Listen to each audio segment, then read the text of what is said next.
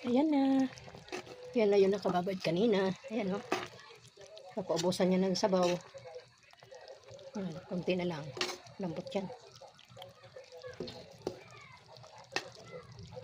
Kakapal ah. Ayan na ba ito? Ito. Ano lang.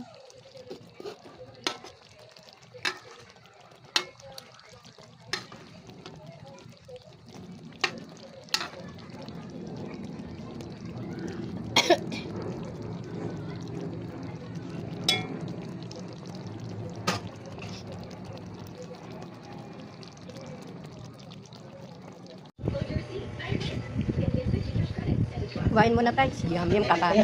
Mainit. No. Ayan na. Naluto na. Yummy.